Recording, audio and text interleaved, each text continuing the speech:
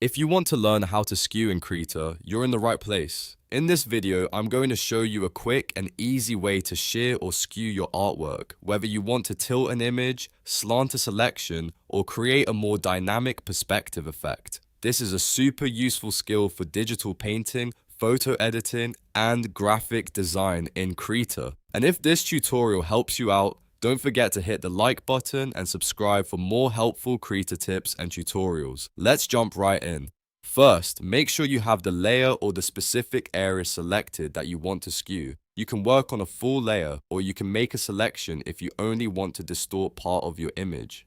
This is important because whatever is active is what Krita will transform. Now press Ctrl plus T on your keyboard to bring up the transform bounding box. You should see the transform handles appear around your layer or selection.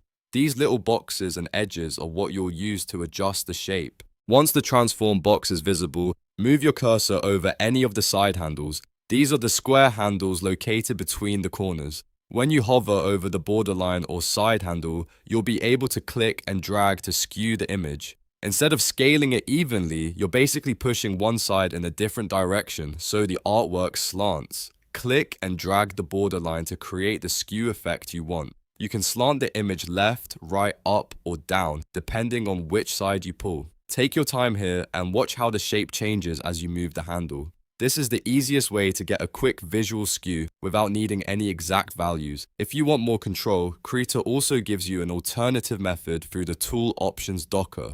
So if the transform box method is not giving you the precision you need, this next method is perfect. Look at the Tool Options docker on your screen. In the transform settings, make sure the mode is set to shear. This tells Krita that you want to skew the selected layer or area instead of rotating or scaling it. After that, locate the Shear X and Shear Y input fields at the bottom. These fields let you enter numeric degree values, which is great if you want a more accurate and repeatable result. Shear X controls the horizontal tilt, while Shear Y controls the vertical tilt. Enter the values you want and watch the image update. This is especially helpful if you need consistency across multiple elements, or if you want a very specific stylized look. If the result feels too extreme, just reduce the value until it looks right.